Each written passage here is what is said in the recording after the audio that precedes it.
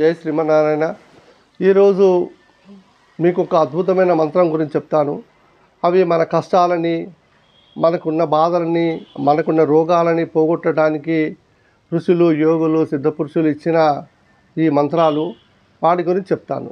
సనాతన హిందూ సాంప్రదాయంలో దుఃఖాలను, కష్టాలను, రోగాలను దూరం చేయడానికి ఋషులు అనేక అష్టకాలని మనకి, స్తోత్రాలని మనకి కవచంలాగా మనకు అందించారు. స్తోత్రాలు ఒక్కొక్క సమస్యకు ఒక్కొక్క దారిని చూపుతాయి. పూజా కోటి అంటే మనకి ఈ ఎన్ని రకాలైన ఉంటాయో వాటి 4 ఉంటాయి. వాటి గురించి మనం ఇప్పుడు మాట్లాడుకుందాము. కోటి పూజలు చేసిన ఫలితం ఉంటుంది ఈ మంత్రాలు చదివినైతే. ఈ స్తోత్రం శ్రద్ధగా పఠించడం వలన మానసిక రుగ్మతలు, శారీరక రుగ్మతలు దూరం అవుతుంది. మానసిక ప్రశాంతత, ఏకాగ్రత కలుగుతుంది. అలాంటి అనేక స్తోత్రాలను సరళంగా అర్థమయ్యే విధంగా నేను మీకు ఆ స్తోత్రం యొక్క వైభవాన్ని చెప్పే ప్రయత్నం నేను చేస్తాను. ముందుగా నవగ్రహ కవచం గురించి చెప్తాను.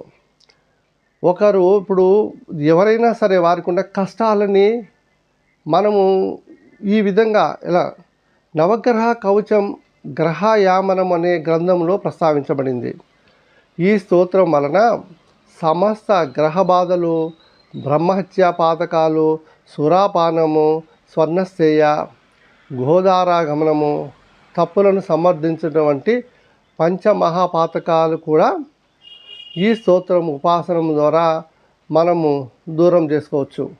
సంతానం, ఉద్యోగ సమస్యలు, ప్రమాదాలు, గండాలే కాకుండా కాలసర్ప దోషాలు, పూజ, శుక్ర, పితృదోషాలు అటువంటి కూడా గ్రహ దోషాలన్నీ కూడా దూరం అవుతాయి. ఈ స్తోత్రంలో ఉన్నది 4 శ్లోకాలే అయినప్పటికీ వాటి ఫలితాలు అనేకంగా ఉంటాయి. 5వ శ్లోకం నుంచి 10వ శ్లోకం వరకు ఫలశ్రుతిగా చెప్పబడుతుంది. ఈ స్తోత్రం చదవటం వలన అనివార్య అష్టసిద్ధులు, సమస్త దుష్ట ప్రయోగాల నుండి రక్షణ, ఆయుష్, సుఖం, సంతానం, రణములందు జయము, ఐశ్వర్యము, వివాహ దోషాలు, రోగ భయం, కారాగార భయములు తొలగి అందమైన, గుణవంతమైన భార్య లేదా భర్త లభిస్తారు. ఈ స్తోత్రం చదవటం వలన జలభయం కానీ, అగ్నిభయం కానీ, భూమి వలన కానీ, కారాగార భయాలు కానీ తొలగి మనకు ధైర్యం కలుగుతుంది.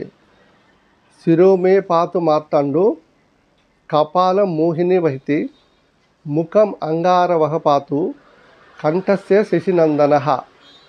శరీరంలో స్థల భాగాన్ని సూర్యుడు, మెదడు భాగాన్ని మోహినీపతి అయిన చంద్రుడు, ముఖాన్ని కుజుడు, మెడను చంద్రుని పుత్రుడైన బుధుడు రక్షించుగాక.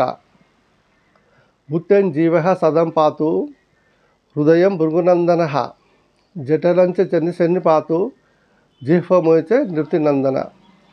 బుద్ధిని గురువు, హృదయాన్ని శుక్రుడు, జఠరజాన్ని శని, నాలుకను ఋతుపుత్రుడైన రాహువు ఎల్లప్పుడూ రక్షించుగాక అని.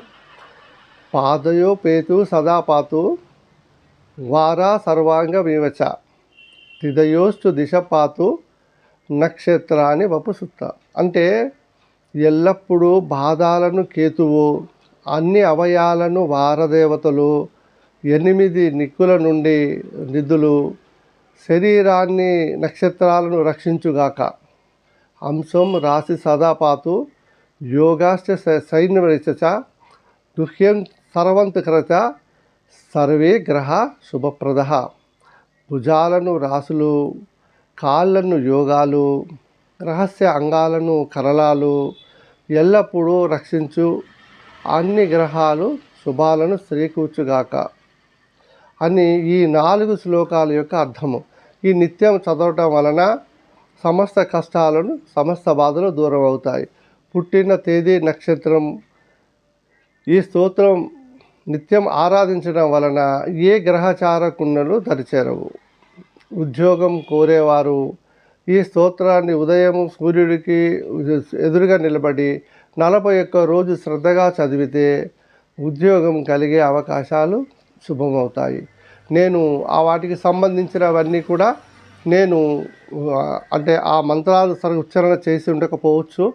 నేను మీకు అవి కూడా ఆ మంత్రాలను నేను స్క్రీన్ మీద ఇస్తాను. అవి మీరు తీసుకొని మీరు చదవండి. ఓకేనా? జై శ్రీమన్నారాయణ. జై శ్రీమన్నారాయణ.